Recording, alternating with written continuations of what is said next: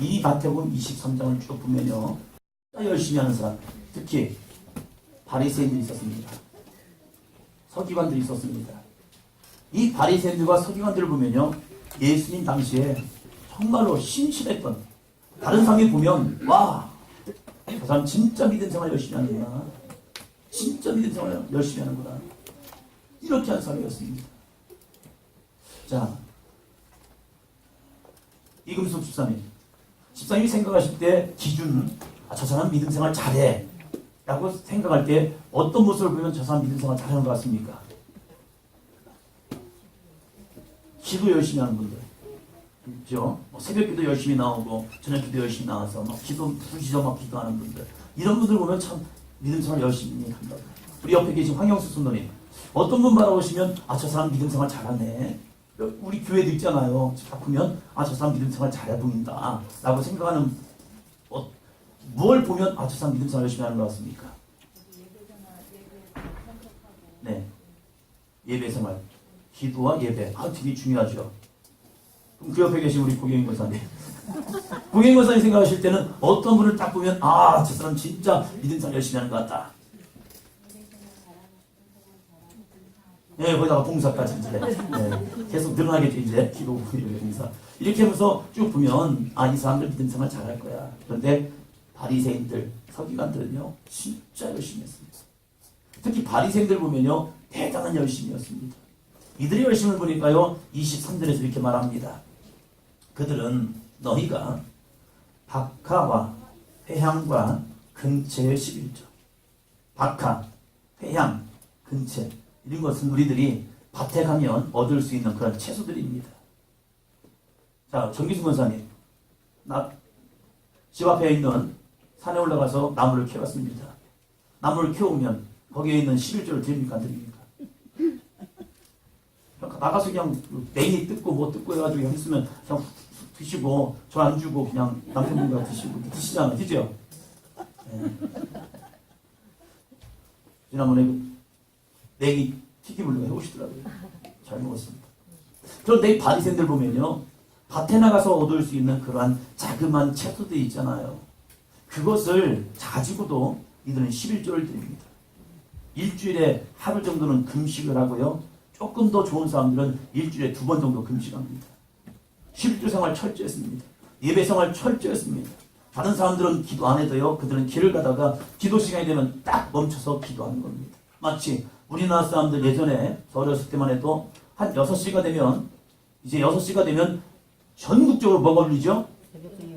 사이렌이 쫙 울리고 그 다음에 뭐가 합니까? 동해물과 하면 다 같이 서가지고 다 켭니다. 국기가 있는 곳을 향해서 이렇게 쳐다보면서 어디가 국기가 있을까 합니다. 이런 것처럼 이스라엘 사람들에게 있어서는요 기도의 시간이 있습니다. 상번제를 2번 합니다. 오전에 오후에. 그 상번제 시간을 통하여서요 이 이스라엘 백성들은 그때 하루 2번씩 번제를 드릴 때에 그 번제가 타서 올라갈 때에 우리가 기도하면 그때 하나님이 우리의 기도에 응답한다 라는 분명한 믿음을 가지고 기도합니다. 그런데 바쁘면 기도 못하잖아요. 밭에서 일하다가 그 시간을 잘 모르잖아요. 어떻게 할 겁니까? 그 시간에 시기가 있습니까? 뭐가 있습니까? 잘 모를 거 아니에요. 그런데 이 바리새인들은요 어디 가든지 어디에 있든지 내가 길을 가든지 하여튼 무엇을 하든지 하여튼 그 시간이 딱 되면요 그들은 딱 멈춰서고 하나님 앞에 기도하는 겁니다. 자신만을 위한 기도 아니었습니다. 나라 민족을 향해서 열심히 기도했습니다. 그렇게 열심히 신앙생활하는 이 사람들에게 예수님께서 어찌 보면 좀 황당한 말씀을 합니다. 세리들과 창녀들과 죄인들 향해서 야 너희들 신앙생활 똑바로 해! 라고 외쳤더라면 이 바리새인과 서기관들이요 예수님을 보면서 맞습니다. 예수님 저 사람들 보니까 신앙생활 잘해야하는데 저 사람들 제가 볼 때도 그랬습니다. 예수님 저 사람들은 줄 성수도 안 합니다. 기도생활 3분만 기도하면 지쳐가지고요 안 합니다. 근데 저희는 한 2시간 하지 않습니까? 너네 잘했다 이렇게 칭찬해주면 이 바리새인들이 좋아서 예수님을 칭송하고 예수님 진짜 선지자십니다 라고 말했을 겁니다. 그런데 예수님께서 이 23절 보니까 너희가 박하와 회양과 근채 11조는 그리 돼. 이게 잘못된 건 아닙니다. 잘한 거예요. 자그마한 소득 가운데서도 내가 그것을 구별하여 이것은 하나님께서 나에게 주신 겁니다 라는 믿음을 가지고 드릴 수 있는 거, 그게 나쁜 게 아니에요. 박가와 회양과 근처에 11조 드린 게 그 죄입니까? 아니거든요. 그건 칭찬받을 일이에요. 너 잘했어, 너 잘했어 해야 합니다.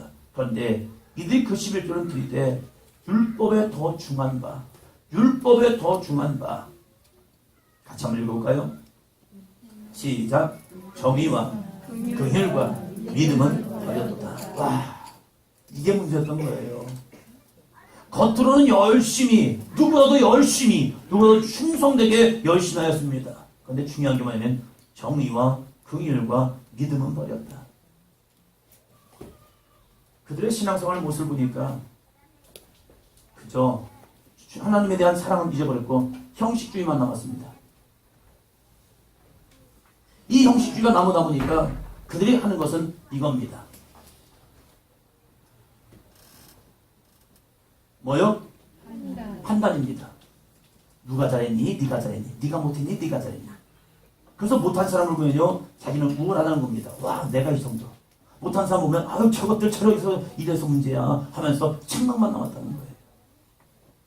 자기는 바라볼 수 없는 거예요.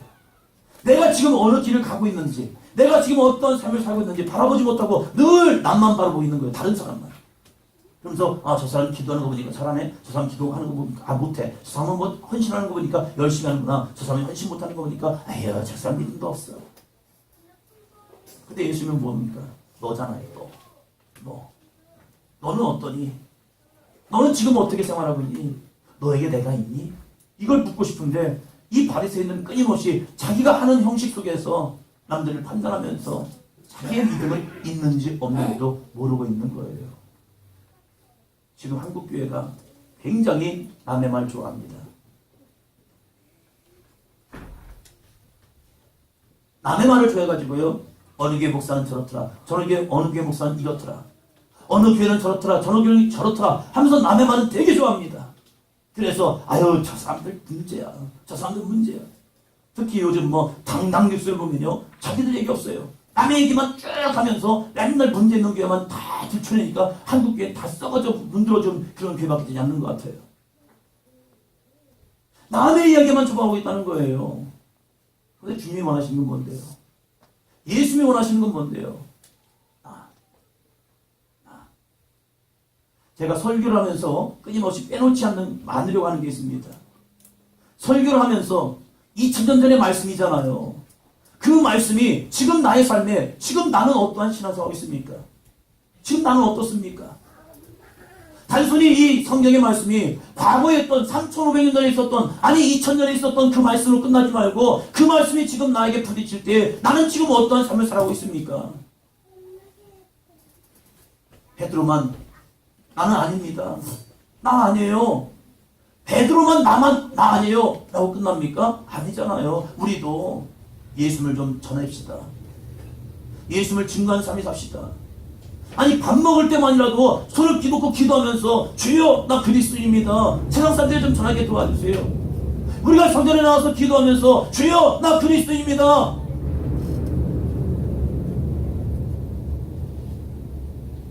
양반다리라고 앉아있으면 한 30분만 앉아있어도요, 이 골반 이쪽에 엉치뼈 쪽이 굉장히 통증이 옵니다.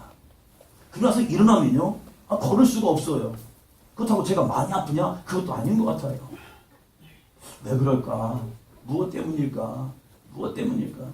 제가 그래도 부목사 초창기에는요, 제가 부목사로 처음에 나갈 때는요, 신방들이 많으면서 이 부목사를 하면서 제가 열심히 한 게 뭐냐면 예배 신방을 많이 하잖아요. 놀면서 하지 않았습니다. 열심히 했습니다. 하면서 그때는 예배 드릴 때에 신방이 한 하루에 8가정, 많게는 잘못하면 9가정도 되고 적으면 5, 6가정 되면서 신방을 하면서, 그 신방을 하면서 제가 했던 것이 열심히 무릎 꿇고 말씀을 전했습니다. 무릎 꿇고 말씀을 전했어요. 근데 어느 순간 보니까요, 저도 편해졌더라고요. 왜 그러냐면 말씀을 전하는 저는 무릎 꿇고 하는데 성도들은 다 그냥 앉아있더라고요.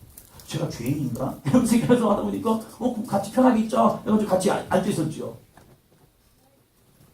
하나님의 말씀을 전하는 저의 자세가 흐트러졌더라고요. 왜 이 엉치뼈가 아플까? 왜 골반뼈가 아플까?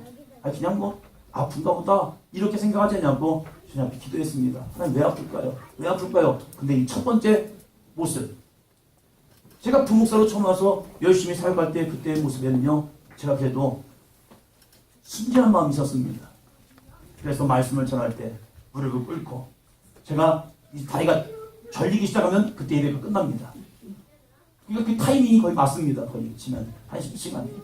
그런데 어느 순간에 하나님 앞에서 예배하는 저의 모습이 흐트러진 거예요. 근데 무릎을 꿇고요, 2시간 있어도요 괜찮습니다.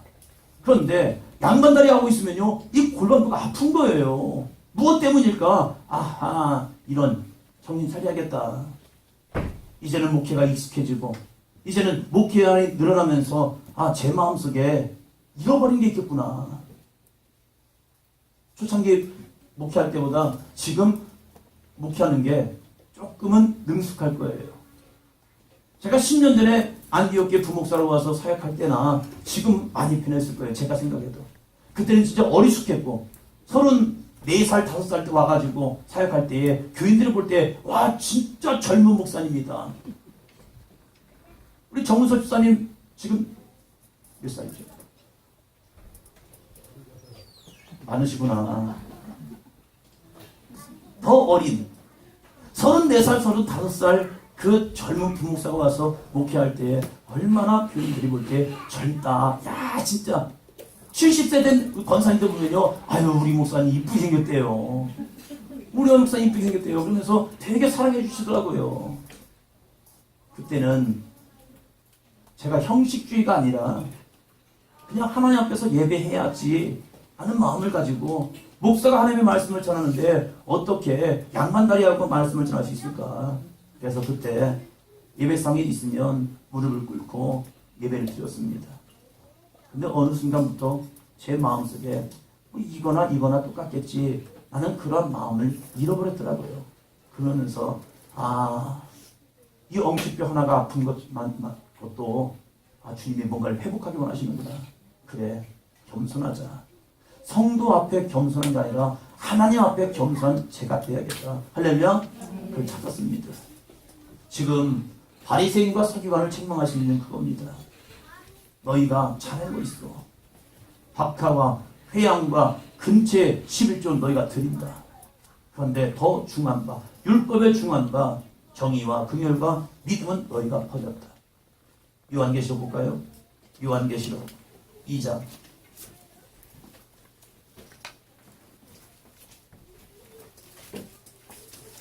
요한계시록 2장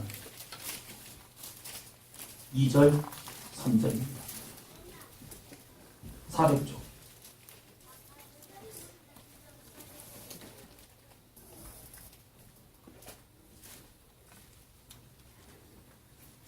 이 장 2절 같이 읽습니다. 내가 내 행위와 수고와 내 인내를 알고 또 악한 자들을 용납하지 아니하는 것과 자칭 사도라되 아닌 자들을 시험하여 그의 거짓된 것을 내가 드러낸 것과 에베소 교회입니다.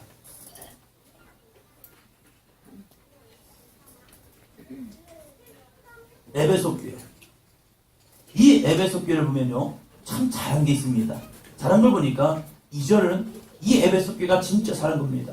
내 행위와 수고와 내 인내를 알고 또 악한 자들을 용납하지 아니한 것, 자칭 사도라, 거짓 사도를 그들이 드러낸 것과. 그래서 이들이 잘한 거예요. 또 3절 봅니다. 3절 같이 합니다. 또 내가 참고 내 이름을 위하여 견디고 게으르지 아니한 것을 아노라.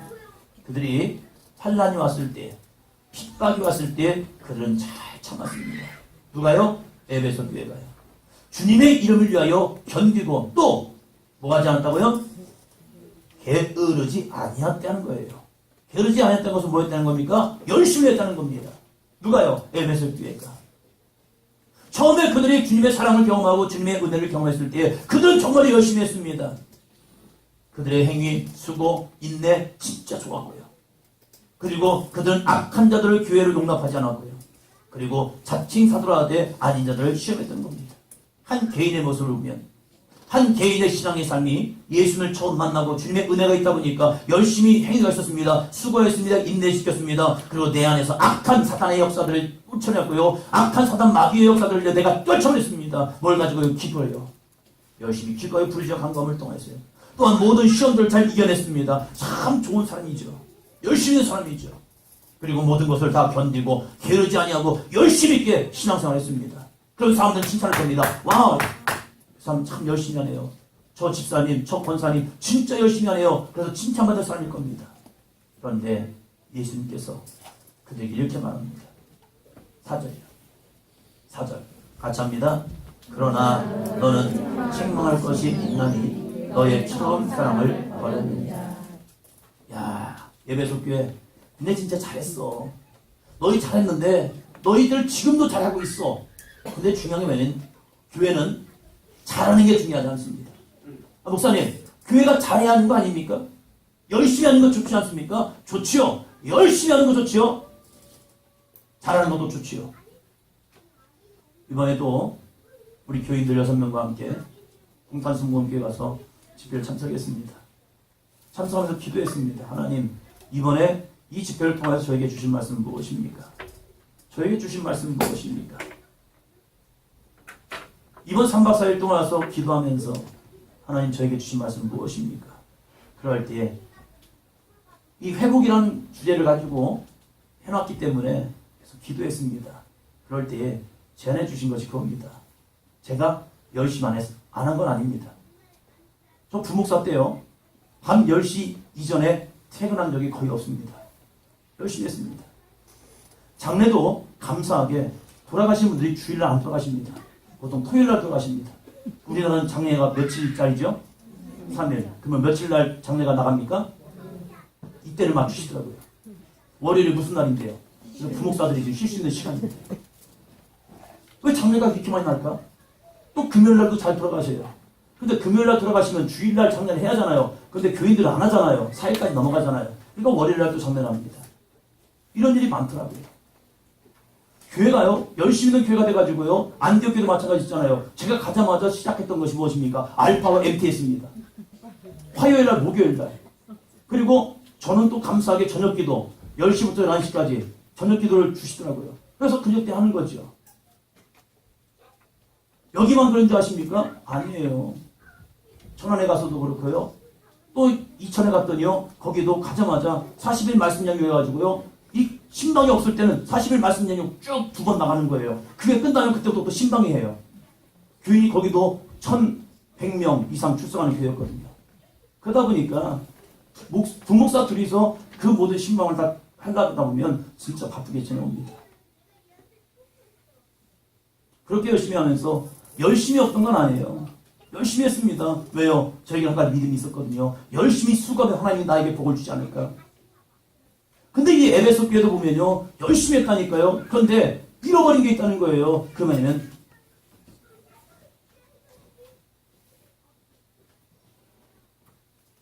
뭐죠? 있으십니까? 눈을 감아보시기 바랍니다. 눈을 감아보시고 첫사랑 누구십니까? 말하지 마십시오. 이상하십니다. 이 첫사랑은요, 이루어지면 뭐 좋은 거고 안 이루어져도 그냥 마음에서 그냥 상큼한 거 아닙니까? 그냥 보시는 분들은 안 해보신 것 같은데, 하나님께서, 예수님께서 이 에베소 교회를 통하여서 너네들 열심히 거 알아. 충성된 것도 알아. 인내를 지킨 것도 알아. 그런데 너에게 처음 사랑을 잃어버렸다. 처음 사랑을 잃어버린 순간 너희는 아무것도 아니야.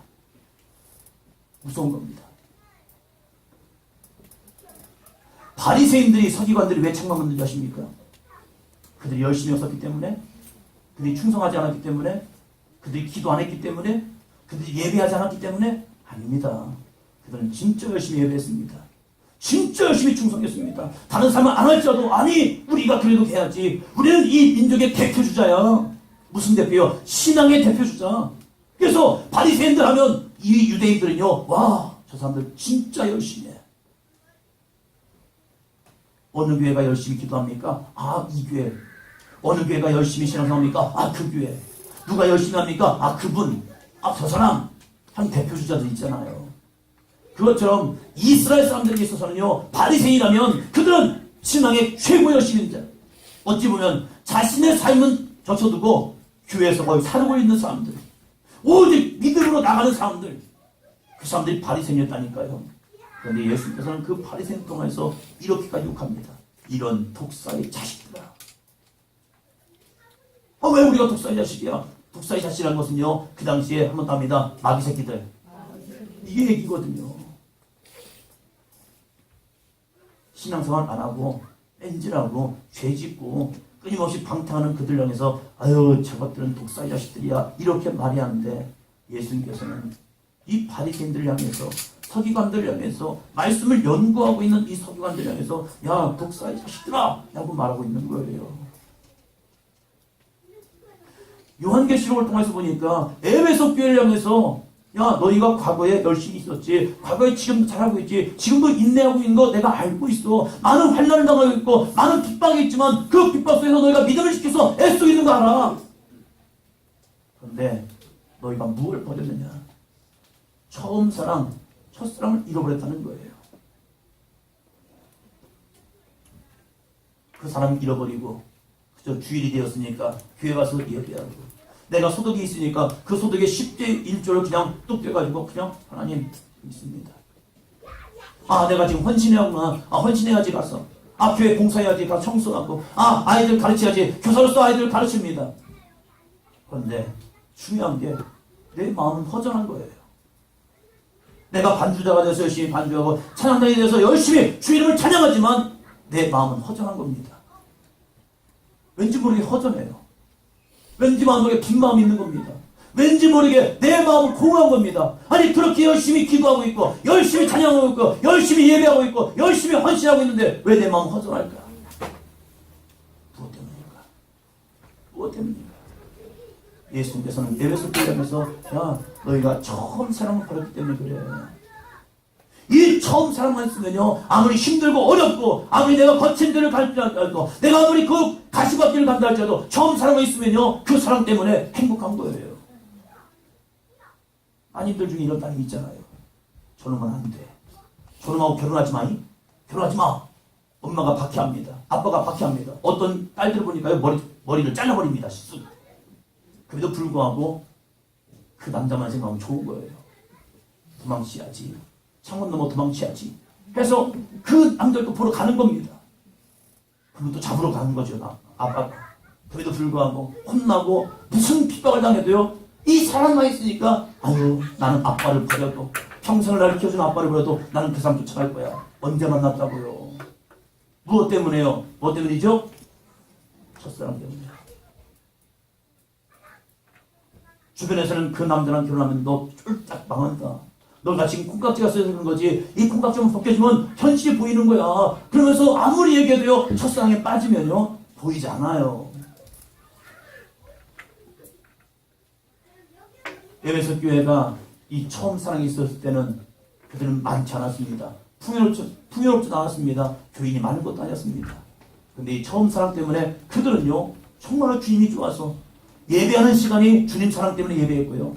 그들이 주님 앞에 헌신할 때 주님 사랑 때문에 헌신했고요. 내가 봉사하는 것도 주님 사랑 때문에 봉사했고, 내가 하나님께 예물을 드릴 때도 주님의 사랑이 너무 감사합니다. 주님의 사랑이 너무 감사합니다.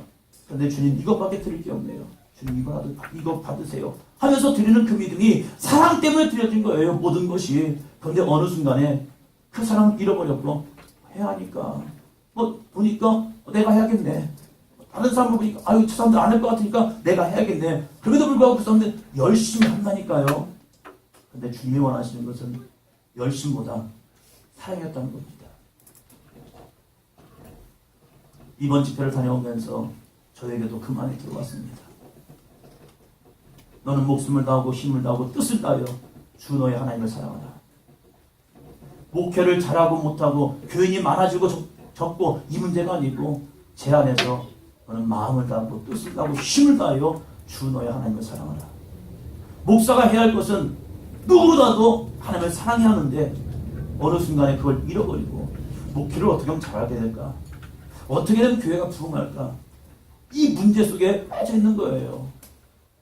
하나님은 그게 본질이 아닌 거잖아요. 제가 하나님을 더 사랑하면, 제가 하나님을 더 사랑하면 하나님은 그 사랑 때문에 하나님이 이 교회는 책임져 주십니다.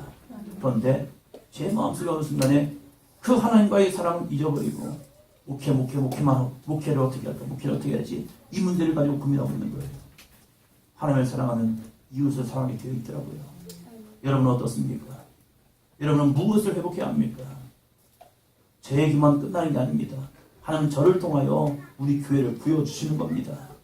우리 사도인전교회가 조금씩 시간을 지나면서 나아갑니다. 나아갈 때에 우리에게 정말로 예수님에 대한 사랑이, 여러분이 주님을 처음 만났던 그 주님의 사랑이 있느냐? 이 21일 동안 기도는요, 여러분이 했던 40일 말씀 양육 그거 가지고 한 파트 한 파트를 가지고 하려고 합니다. 듣다 보면 지난번에 들었던 말씀 그거네 할 겁니다. 그런데 중요한 게 내 안에 무엇이 회복되어야 하는가? 여러분이 지금 신앙의 여정을 달려오면서 내가 지금 회복되어야 할 것은 무엇이 있는가? 말씀을 통해서 한번 찾아보자는 거예요. 그리고 나 혼자 기도하지 않고 이제 옆 사람과 함께 기도하고 서로를 위해 중보 기도해 줄 겁니다. 왜요? 나도 살고 그도 살아야 하기 때문에. 여러분, 예수님에 대한 사랑이 내 마음에 얼마나 남아 있습니까? 바쁜 일상 속에서 정말로 바쁘게 살아가신 분들 참 많습니다. 교인들 가운데서도요. 열심히 살아가는 분 많습니다. 이종희 권사님을 보면 이종희 권사님이 연세가 있음에도 불구하고 일하지 않으면 안 될 형편이 되니까 나가서 일을 하십니다. 식당에 가서 일을 하시는데 이제 오후에 출근하셔서 밤 9시까지 이제 식당에서 근무를 하십니다. 근무를 하시면 많이 피곤하고 힘들 거예요. 이 연세가 60이 넘어가셔가지고 60 중반을 달려가시니까 이제 많이 힘들 겁니다. 그래도 불구하고 9시에 끝나면 교회로 옵니다. 어떤 때는 그냥 이 주방에서 일하시니까 주방에 모자를 쓰고 일하시잖아요. 그러니까 눌린 머리를 가지고 이제 와서 기도를 하십니다. 주님 앞에 기도하는 모습을 보면서 참 감사하다. 한동안 교회를 쉬었지요. 그 쉰 것들에서 다시 하나님에 대한 사랑을 회복하면서 기도하는 모습을 보니까 참 제가 마음에 감동이 되고 저도 도전이 되더라고요. 쉬고 싶은 시간, 하루 종일 피곤해서 집에 가서 자고 싶고 집에서 씻고 이제 그 시간에 다시 성전으로 그냥 집으로 가자고 그 발걸음을 성전으로 와서 기도가는 그 모습을 보면서 주님, 그분에게 이 처음 사랑이 더 충만해서 주님과 함께 교제하는 시간이 기쁨의 시간, 의무의 시간이 아니라 기쁨의 교제의 시간이 되게 하여 주옵소서. 할렐루야. 기도합니다. 여러분이 회복해야 할 것은 무엇이냐 겁니다. 이 첫사랑만 있으면요 모든 환경이 상관없습니다. 내가 힘들어도, 내가 어려워도, 내가 아파도, 내가 건강해도, 내가 많이 가지고 있어도 아무 상관없습니다. 주님의 사랑만 있으면요 그 사람은 주님과 연합하는 자가 됩니다. 꼭 가난해야 합니까? 꼭 아파야 합니까? 아니에요. 처음 사랑했으면요 부요해도 천국 갑니다. 할렐루야. 건강해도 천국 갑니다. 처음 사랑했으면요 더 행복하게 지낼 수 있는 모습도 있는 거죠. 그러나 지금 우리의 현실, 우리의 지금 현재 모습 속에서 지금 나의 모습을 주님 앞에 보면서 주님 앞에 나를 대면하면서 저에게 했던 말씀처럼 너는 마음을 다하고 뜻을 다하고 힘을 다하여 주 너의 하나님을 사랑하고 있는가? 내가 정말로 지금 사랑하고 있는 것은 무엇인가? 내가 주님 아닌 무엇을 사랑하고 있는가? 다시 한번 나를 되돌아볼 수 있는 귀한 시간이 되기를 주님의 이름으로 축원합니다. 주님을 사랑하면요 이러한 모습이 나옵니다. 요한복음 4장입니다. 요한복음 4장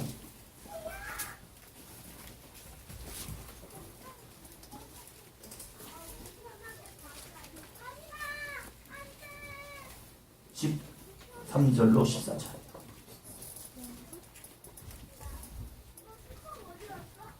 요한복음 4장 13절로 14절 같이 있습니다. 예수께서 대답하여 이르시되 이 물을 마시는 자마다 다시 목마르느니라. 내가 주는 물을 마시는 자는 영원히 목마르지 아니하리니 내게 주는 물은 그 속에서 영생하도록 솟아나는 샘물이니라. 다시 첫사랑을 보면요, 사람이 저 사람이 사랑하고 있다 안 하고 있다 분명히 보여집니다. 얼굴을 보면요, 얼굴에 기쁨이 충만합니다. 뭐 좋은 일 난 게 아닙니다. 뭐 인생에 대박 난 것도 아닙니다. 그런데 그 사람을 유심히 보고 있으면요, 그 사람에게는 얼굴빛이 다릅니다. 저는 우리 현이 조카를 보고 있지만 저는 아직 사랑 안 합니다. 얼굴 보면요, 아직 사랑하는 사람이 아직 없습니다. 그런데 조만간 사랑하는 사람이 나온다면요, 얼굴이 달라집니다. 얼굴빛이 다 달라집니다. 뭐 된 일이 없지만 그래도 그냥 얼굴이 달라집니다.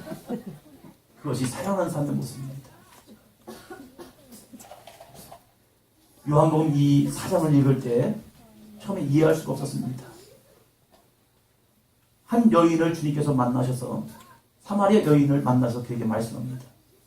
그 여인에게 남편이 5이 있었습니다.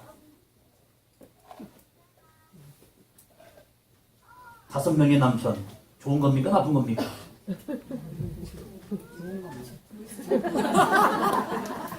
안 겪어봐서 모르시죠?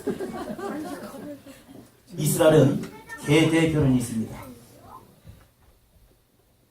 이 계대 결혼은요, 가문의 대를 잇기 위해서 결혼하는 건데, 형님이 형수랑 결혼했습니다. 근데 이 형님이 돌아가셨습니다. 근데 자녀가 없어요. 그러면 둘째 동생이 이 형수를 취해서 결혼합니다. 근데 이 형도 결혼했는데, 자녀가 없어요, 또.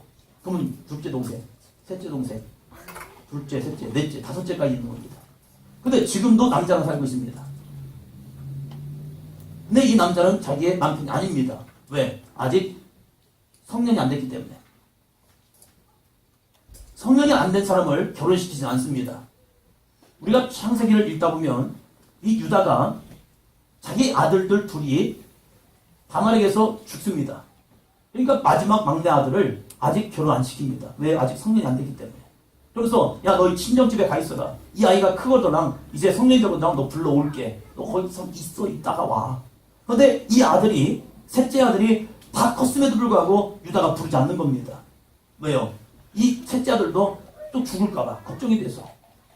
지금 이 여인은, 사마리아 여인은요, 첫째, 둘째, 셋째, 넷째, 5째 남자랑 살았습니다. 근데 다 죽은 겁니다. 근데 지금 살고 있는 남자, 친정을 가지냐고 자기 시대간에서 살고 있는데 그 남자는 아직 성년이 되지 않았기 때문에 내 남편 되지 않았습니다. 그런데 남자가 있는 겁니다. 바람난 여자가 아니고, 바람난 여자가 아니고, 이런 이스라엘 형편 속에 계대 결혼 남편들이 다 죽어버린 겁니다. 왜 죽었는지 모르겠어요.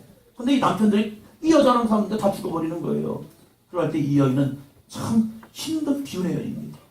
사람들이 이렇게 말합니다. 와우, 이 여인은 무슨 문제가 있길래 이 남편들이 다 죽어나갈까? 어우, 기가 센가? 하면서 무슨 말이 많았겠죠. 그래서 이 여인은 기쁨이 없는 겁니다. 늘 슬픔 속에 있는 겁니다. 왜요? 남편 5명이 자랑은 아니잖아요. 좋은 것도 아니잖아요. 한 남자와 한 여자가 사는 것을 축복인 줄 믿습니다. 네. 한 사람을 바라보고 한 사람을 사랑한다는 건 좋은 거지요. 근데 이 여인은 5명의 남편이 지나갔던 거예요. 그럴 때 이 여인은 그 모습 속에 늘 궁금한 거예요. 왜 나는 이런 인생을 살아갈까? 왜 이런 힘든 인생을 살아갈까? 왜 이런 아픔의 인생을 살아갈까? 사람들은 자기의 손가락 쌉니다. 저 사람 여자 하나 잘못 들어온 바람에 그 집 남자들 5명이나 싹 죽어버렸어. 와, 진짜 비통한 여인이죠. 그럼 내가 죽어야 하나? 나만 사라지면 이 5, 6번째 이 아들은 살 수 있을 텐데, 이런 생각도 하지 않겠습니까? 그럼 나만 혼자 없어지고 끝나는 거 아닐까? 내가 확 어디 가서 죽어버릴까? 이런 생각도 할 수 있는 거겠죠. 그런데 그 여인을 예수님께서 사마리아를 필히 지나가시다가 그 여인을 만나주시는 겁니다. 그리고 하시는 말씀이 뭐냐면, 야 여인아, 이 물을 마시는 자마다 다시 목마르느니라. 우물에서 나오는 물을 마시면요 다시 목말라요. 그렇지 않습니까? 여러분도 열심히 지금까지 물을 마시면서 무지막지한 물을 먹으면서 살았을 겁니다. 그런데 또 목마르잖아요. 그렇잖아요. 여러분이 지금까지 열심히 돈을 무지막이 벌었습니다. 벌어도 무지 벌었을 겁니다. 그런데 여전히 돈에 대한 목마름이 있잖아요. 여러분들 맛있는 거 무지 많이 먹었을 겁니다. 무지 많이 먹었을 거예요. 그런데 여전히 배고프잖아요. 이 여인도 자기 나름대로 열심히 살았지만 여전히 목마른 겁니다. 그런 목마른 여인에게 주님께서 하시는 말씀이 이해가 안 되는 말씀인 거예요. 내가 주는 물을 마시는 자는 영원히 뭐하지 않겠다고요? 그런 물이 있습니까? 없습니까? 그런 물이 있으면 한번 마셔보고 싶지 않습니까? 한 번 물을 마셨더니요 더 이상 목말이 없는 겁니다. 그런데 예수님께서 하신 말씀이 14절 다시 한번 읽겠습니다. 14절 시작.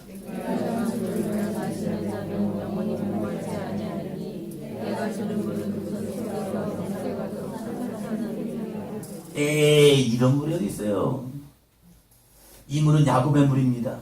우리 조상 야곱이 판 물입니다. 여기서 이 물은요 그저 끊임없이 퍼서 날아가야 마실 수 있는 물입니다. 이런 물이 어디 있어요. 그런데 이 여인이 사마리아 여인이 5명의 남편과 살았던 이 여인이 예수님을 만납니다.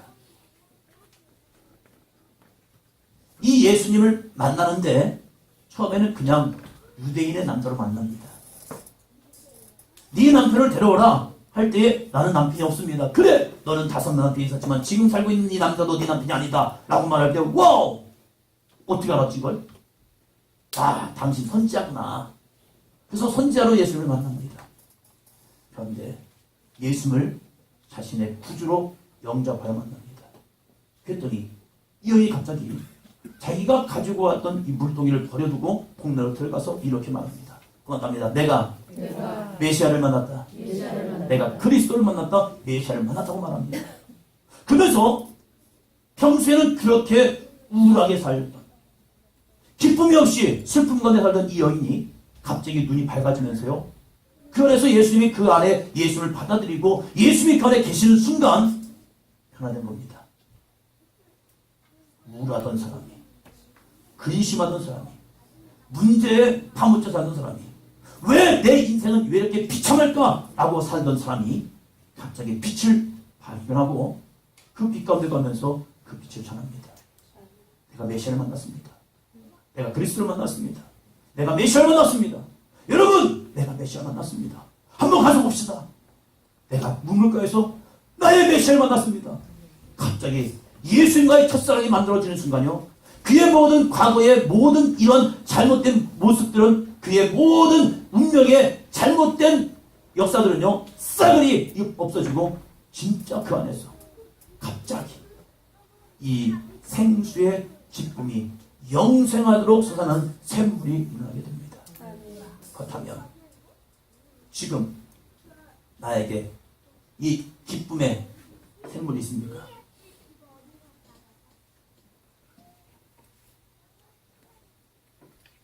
지금 신앙생활하고 있는 나에게 지금 여러분이 교회에 나와서 열심히 이 말씀을 듣고 있는 여러분에게 기쁨의 샘물이 있습니까?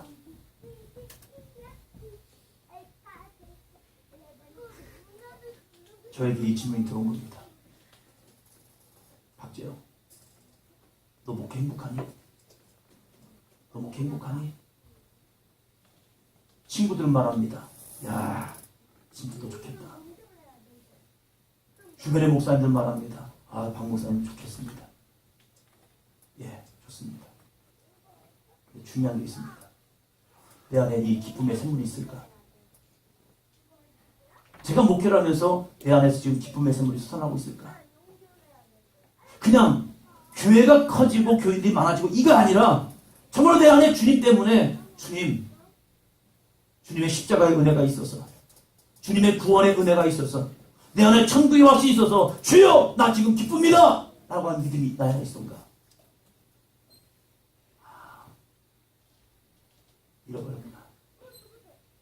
잃어버렸구나. 지금 나에게는 첫사랑을 잃어버렸구나. 많고 적음 때문에 기뻐하고 슬퍼하고 교인이 많이 오고 적게 오고 이걸 통해서 내가 기뻐하고 즐거워하고 이게 변질된 거구나. 중요한 걸 잃어버렸구나. 첫사랑. 여러분은 내가 돈이 있고 없고 때문에 돈이 많아지면 좋았다가 이제 월급날이 끝나고 마지막 때가 되면 돈이 다 답하니까 나 슬프네. 이게 아니고 좋은 걸 먹었을 때만 나 기쁩니다 하다가 좋은 것을 막 먹지 않고 반찬이 좀 형편없어 이게 뭐야 반찬이 하면서 이런 모습 아니고 나의 삶에 내가 건강할 때는 나 기쁩니다 하다가 좀 아프면 나 왜 이러지 하고 슬퍼하는 이런 인생 말고 정말 내 안에 주님에 대한 첫사랑이 있으면요 이 여인은 남편 5명 있었던 거 변하지 않았습니다. 여전히 그는 아직 남자와 그냥 살고 있는 겁니다. 그가 변한 것은 아무것도 없습니다. 그런데 그가 예수님을 만났고 예수님의 사랑이 그에게 들어오는 순간 그 주님의 사랑 때문에 그 주님의 구원 때문에 그 여인에게는요 기쁨의 샘물이 솟아났다는 겁니다. 그리고 그 샘물을 전하기 시작한 겁니다. 여보시오, 내가 메시아를 만났습니다. 내가 메시아를 만났습니다. 내가 그리스도를 만났습니다. 내가 구원자를 만났습니다. 그 기쁨이 충만했다는 겁니다. 지금 신앙생활 함에도 불구하고 내가 교회에서 나와서 예배함에도 불구하고 혹시 내 안에 이 여인처럼 이 기쁨의 선물이 없다면 나는 잃어버린 겁니다. 무엇이요? 주님에 대한 사랑을요. 그리고 지금은 그저 구원받아야지 라는 믿음 때문에 교회를 다녀주는 겁니다. 교회를 다니는 인생 되지 말고 주님을 대한 사랑을 품고 나가는 거룩한 삶이 되기를 주님으로 축원합니다. 그러면요 내 환경 때문에 좌지우지 않습니다. 내 환경 때문에 조사못하지 않습니다.